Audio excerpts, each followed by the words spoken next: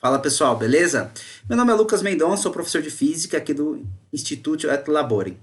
Então aqui continuando nossa aula de física, nosso curso de mecânica, tá? Nos passos iniciais desse curso, a gente vai para a aula 2.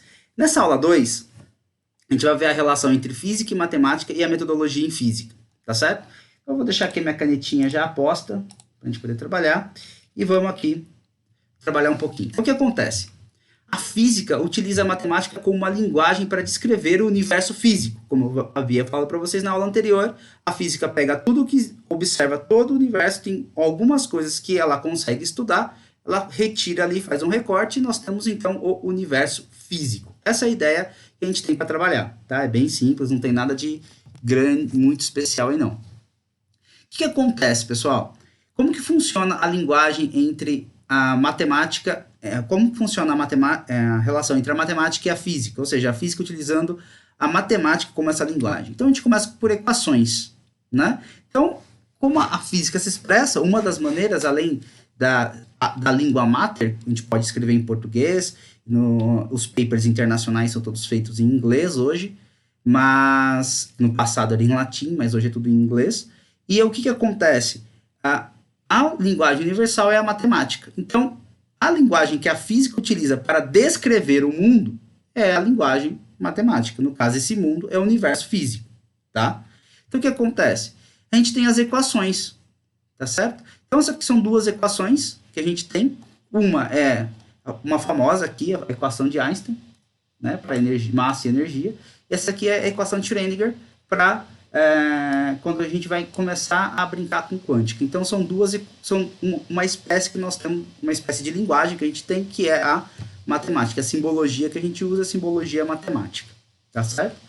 Então a gente tem gráficos também, por exemplo, esse daqui que eu coloquei para vocês, que é um gráfico de uma reta, tá certo? E a gente usa esses gráficos para descrever fenômenos físicos, tá certo? Esse outro gráfico aqui também, que é um gráfico bem simples, são apenas exemplos de gráficos, tá certo? São um gráfico oscilatório e um gráfico de uma reta, que a ideia é sempre mostrar, olha, a gente está utilizando então a linguagem matemática, a linguagem matemática trabalha com equações, gráficos e tabelas, tá certo? Então, por exemplo, aqui eu fiz uma brincadeira entre tempo e espaço, tá certo? Para a gente poder observar, então eu tenho aqui tempo 0, que significa que está no ponto 3 metros, um objeto, tempo 1 e até 5, e como faz essa variação de espaço ao longo do tempo. É simples, é isso que a gente vai fazer. A gente vai utilizar a linguagem matemática para descrever o universo e tentar explicando, tá certo? E sempre lembrando que em física as explicações vão melhorando conforme as pesquisas vão avançando, tá certo? Então, o que acontece? Se a gente pensar como que funciona a metodologia em física, ela não tem em geral, né? Eu vou falar aqui em geral, mas você pode, quando você entra no campo teórico da física, uma física matemática, pode ser o contrário, tá certo? Mas em geral, o que acontece? Você tem um fenômeno observado, desse fenômeno observado, você faz, quando eu falo aqui, imaginação de como ele funciona, é tentar dar uma explicação, tá certo? Isso aqui, deixa eu deixar bem claro aqui, para dar uma explicação por que está acontecendo. Tá? Explicação. Essa é a ideia que a gente vai tentar utilizar aqui. Tá? Então você observa um fenômeno, começa a utilizar a sua imaginação, tá certo? Para ver o que está acontecendo, literalmente pensar o que está acontecendo. Essa imaginação, estou falando do campo do pensamento. Você faz um corpo matemático para ele, certo? Faz a descrição matemática e aí você começa a levantar dados para ver se isso aqui, se o seu corpo matemático responde àquilo que você está vendo, ou seja, se o seu corpo matemático descreve bem o fenômeno.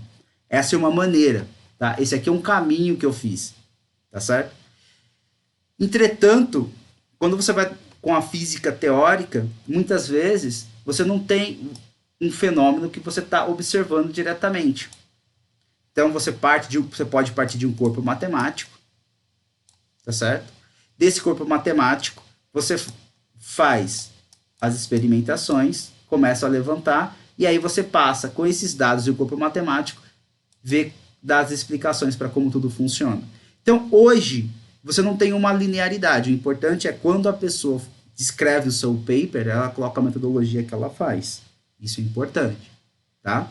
Então, isso aqui é para ter um pouquinho de como as coisas funcionam. Então, quando está no ramo experimental, você pode levantar dados e, em cima daqueles dados, começar um corpo matemático, descrever como tudo funciona, tá certo? Agora, como está na parte teórica, você começa com a parte teórica, desenvolvendo um corpo matemático, colocando premissas ali dentro, e aí levanta dados para ver se aquilo que você está descrevendo como teoria se encaixa no observado, tá certo?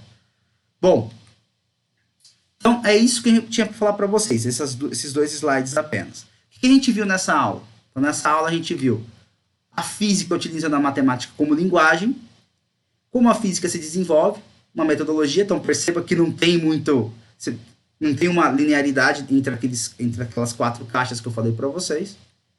E aí na próxima aula a gente vai ver medidas de comprimento, como a gente começa a fazer medidas de comprimento em física para trabalhar com física do ensino médio, para levantar as equações ali na frente de cinemática, tá certo? Eu quero começar da forma bem tradicional, não vou inventar nada aqui não.